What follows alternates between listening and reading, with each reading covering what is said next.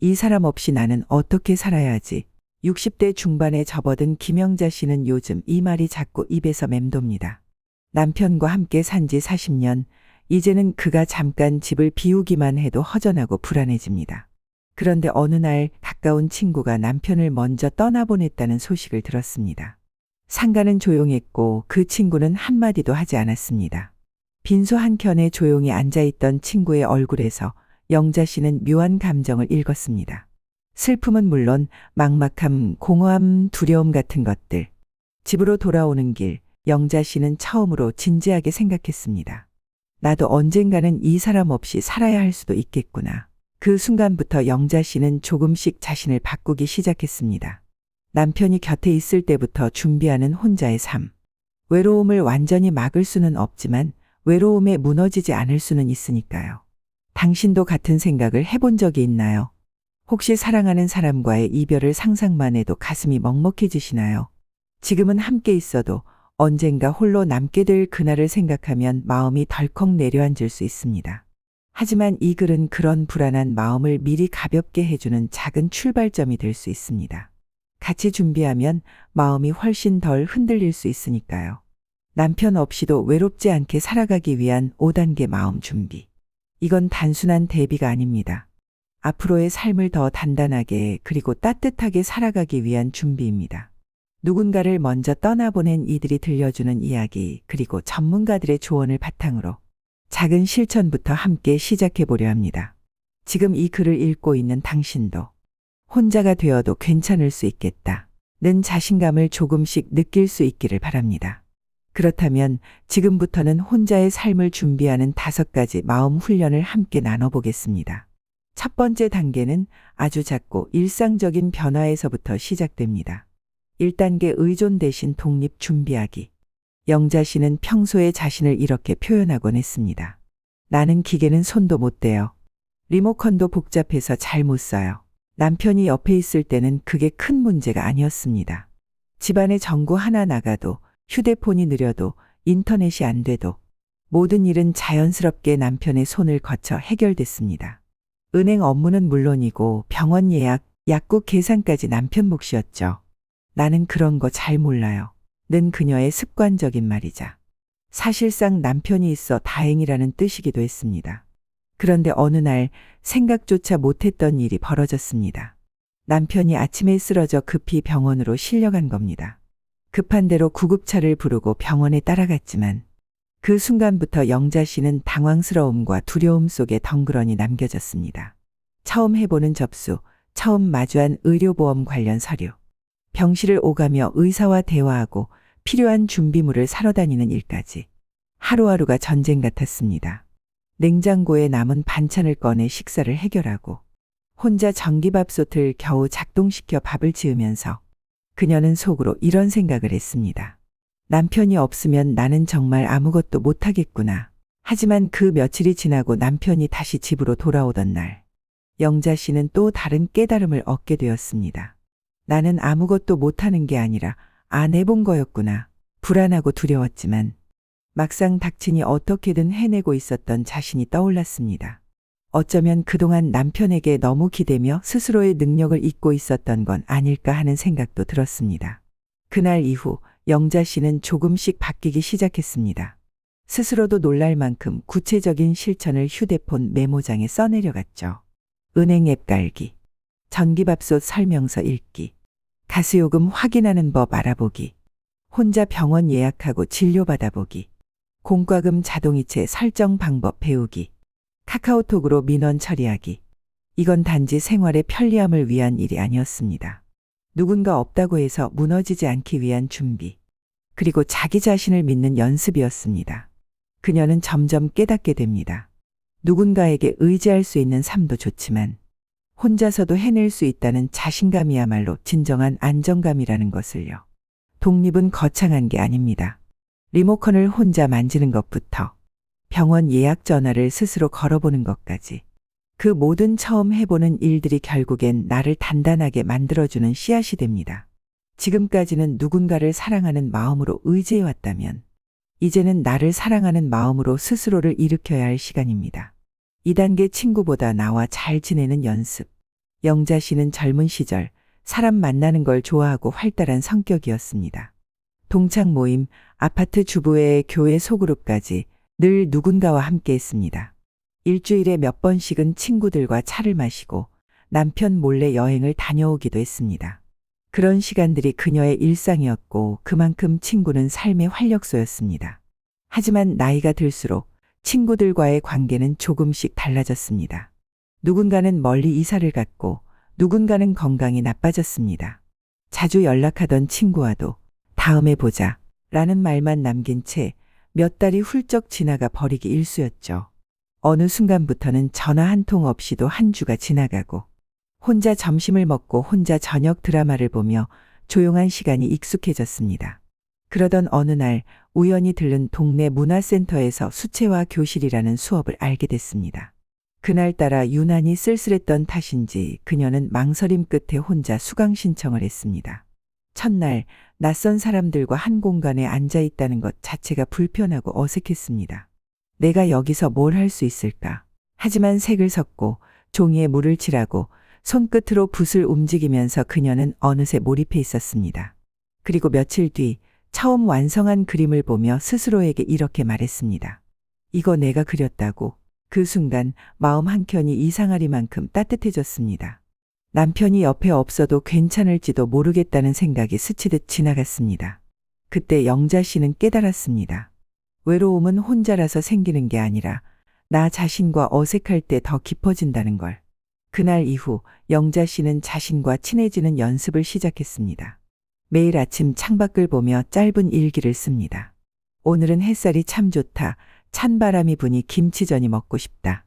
나 오늘 참 잘 일어났다는 사소한 한 줄이 하루를 따뜻하게 바꿔놓습니다. 혼자 있는 시간에 내가 나를 알아가는 일. 그건 세상 누구보다 가까운 친구를 내 안에서 찾는 연습이었습니다. 누군가와 잘 지내는 것도 중요하지만 가장 오래 함께할 사람은 바로 나 자신이니까요. 3단계 대화 가능한 사람을 3명 만들어두기. 어느 날 저녁 영자 씨는 유난히 조용한 집안에서 이상한 기분을 느꼈습니다.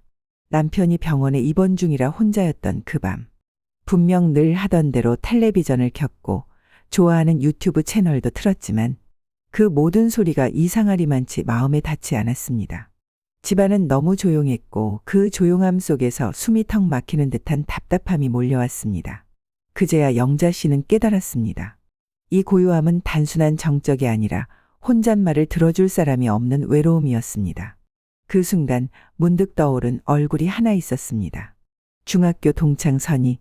몇 년 전 동창회 명단을 정리하던 누군가가 연결해준 덕분에 우연히 다시 연락이 닿았고 그 후 몇 번 점심을 함께했던 사이였습니다. 그날은 이상하게 선희의 목소리가 듣고 싶었습니다. 지금 전화하면 너무 갑작스러울까? 몇 년 만에 갑자기 울면 이상하겠지? 망설이다가 조심스레 전화를 걸었고 수화기 너머로 들려온 첫마디는 이렇게 시작됐습니다. 밥은 먹었니? 그 짧은 한마디에 영자 씨는 그동안 참았던 감정이 무너졌습니다. 눈물이 왈칵 쏟아졌고 수화기 너머로 들려오는 선희의 따뜻한 숨결에 그저 가만히 조용히 울 수 있었습니다. 그날 밤 영자 씨는 깊이 깨달았습니다. 사람은 누구나 그저 내 얘기를 들어줄 사람, 내 감정을 흘려보낼 창구가 필요하다는 것. 그리고 그 존재 하나만으로도 삶은 한결 견디기 쉬워진다는 것. 가족이어야 할 필요는 없습니다. 매일 통화하지 않아도 괜찮습니다. 꼭 깊은 대화를 나누지 않아도 그 사람이 있다는 사실 하나만으로 마음의 위로가 되는 사람. 그런 존재가 인생 후반부에는 꼭 필요합니다. 그 이후로 영자 씨는 작게 실천하기 시작했습니다. 선희와는 한 달에 한 번 점심을 먹는 약속을 정했고 동네 마트에서 자주 마주치던 옆 동네 주민 미영 씨에게 먼저 웃으며 인사를 건넸습니다. 처음엔 어색했지만 인사는 곧 짧은 안부로 이어졌고 몇 주 뒤에는 자연스럽게 차 한 잔을 나누게 되었습니다. 그리고 주일 예배를 마친 어느 날 늘 말없이 조용히 예배만 드리고 가던 교회 권사님께 처음으로 먼저 전화를 걸어보았습니다. 권사님, 요즘 잘 지내세요? 가끔 생각나서요. 의외로 권사님은 너무나 반가워했고 둘은 일주일에 한 번 안부 전화를 나누는 사이가 되었습니다. 이처럼 대화 가능한 사람 3명은 꼭 오래된 친구, 가까운 가족일 필요는 없습니다. 아주 작은 인사에서 시작된 관계도 외로움을 건너는 다리가 되어줄 수 있습니다. 영자 씨는 지금도 종종 말합니다. 외롭다고 느껴질 때 전화를 걸 수 있는 사람 3명만 있으면 돼요. 그게 내 마음을 지탱해주는 기둥 같은 존재예요. 그 믿음은 그녀가 고요한 저녁을 지나 다시 따뜻한 아침을 맞이할 수 있도록 해주었습니다. 노년의 삶에서 관계는 화려할 필요도 많을 필요도 없습니다. 내가 울고 싶을 때 전화를 걸 수 있는 한 사람. 내가 웃을 때 그 웃음을 나눌 수 있는 2사람. 그 정도면 충분히 따뜻한 인생입니다. 4단계 소득이 없더라도 돈 흐름을 파악하기. 영자 씨는 결혼 후 오랜 세월 동안 가정의 재정에 거의 손을 대지 않았습니다. 남편이 월급을 받아오면 알아서 예금하고 공과금 내고 보험료를 처리했고 가끔 생활비를 건네주면 그 안에서 장을 보고 반찬을 만들고 살림을 꾸려나갔습니다. 가계부를 따로 쓸 필요도 느끼지 못했습니다.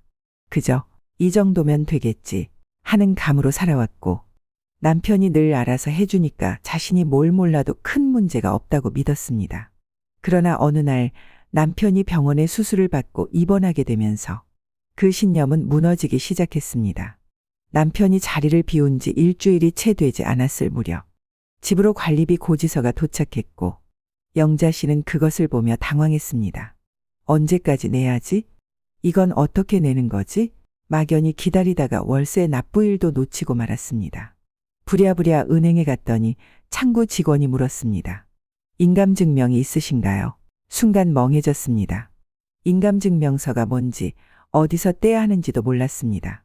그날 영자 씨는 처음으로 내가 아무것도 모르고 살았구나 하는 충격을 받았습니다. 집으로 돌아와 영자 씨는 딸에게 전화를 걸어 도움을 청했습니다. 계좌 이체는 어떻게 하는지, 공과금은 어디서 내는지, 인터넷 뱅킹은 어떻게 등록하는지 차근차근 배웠습니다. 그리고 다음 날부터 작은 노트를 하나 꺼내요. 자기가 쓰는 돈을 하나하나 적기 시작했습니다. 마트 장보기 23,000원, 약국 7,000원, 버스비 1,200원, 문화센터 수강료 5,000원, 교회 헌금 3,000원. 처음엔 어색하고 번거로웠지만 한 달이 지나고 나니 자신의 생활비 패턴이 눈에 보이기 시작했습니다. 아, 내가 쓰는 돈이 생각보다 단순하네. 내가 감당할 수 있는 수준이구나. 그걸 깨닫는 순간 막연했던 불안이 조금씩 줄어들었습니다. 돈이 많고 적음을 떠나 내가 내 돈의 흐름을 알고 있다는 것, 그리고 내 삶을 내가 조절할 수 있다는 확신은 그녀에게 놀라울 만큼 큰 안정감을 주었습니다. 그 이후 영자 씨는 작지만 중요한 선택을 했습니다. 자기 이름으로 된 적금 통장을 하나 만든 것. 큰 금액은 아니었지만 매달 조금씩 넣는 그 돈이 이상하게도 마음을 든든하게 만들어 주었습니다. 이건 내가 만든 나만의 돈이야. 누구 눈치 보지 않고 내가 필요할 때 꺼내 쓸 수 있는 내 이름의 자산이야. 그때부터 영자 씨는 돈 앞에서 움츠러들지 않게 되었습니다. 이제는 어디에 얼마가 들어있고 언제 빠져나가는지 정확히 알고 있으니 누가 대신해 주지 않아도 스스로 해낼 수 있다는 자신감이 생긴 것이죠. 누군가 대신해 주는 삶은 편할 수는 있어도 언제까지나 안전하진 않다는 걸 그녀는 몸으로 깨달았습니다. 그래서 지금은 다른 사람들에게도 말합니다. 돈은 많지 않아도 돼요. 대신 흐름을 내가 알아야 마음이 안 흔들려요. 5단계 죽음을 피하지 말고 받아들이는 연습. 어느 봄날 오후 영자 씨는 남편과 동네 뒷산을 천천히 오르며 이야기하던 중 조심스럽게 이런 말을 꺼냈습니다. 당신 먼저 가면 난 혼자서도 살아야 하니까 요즘 그런 생각을 좀 해. 남편은 한동안 아무 말도 하지 않았습니다. 둘은 조용히 흘길을 걷고 나뭇잎이 흔들리는 소리를 들으며 서로 아무 말 없이 한참을 걸었습니다. 그리고 그날 이후 2사람은 천천히 죽음에 대해 준비하는 시간을 가지기 시작했습니다. 먼저 유언장을 함께 써보았습니다. 이건 우리 둘 다를 위한 일이야. 재산이나 물건이 중요한 게 아니라 남겨질 사람이 혼란스럽지 않게 마음을 나누는 문서를 남기는 일.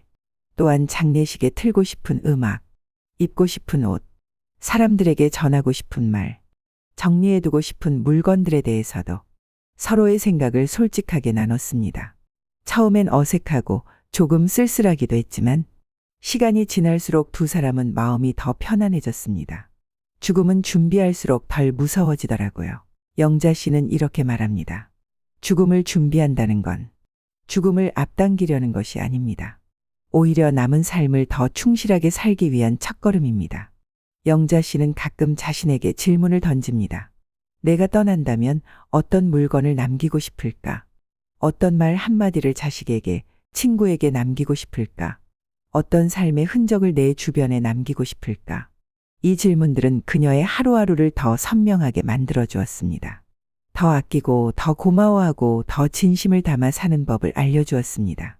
그리고 그녀는 결국 이렇게 생각하게 되었습니다. 남편 없이 사는 법은 결국 혼자서도 내 삶을 지켜내는 법이고 누구 없이도 내 마음을 따뜻하게 데우는 법을 배우는 여정이다. 그건 슬픈 일이 아닙니다. 그건 단단한 인생의 기술입니다. 지금부터라도 천천히 조심스럽게 준비해 보세요. 이 여정은 당신을 더 자유롭고 더 강하게 만들어줄 것입니다.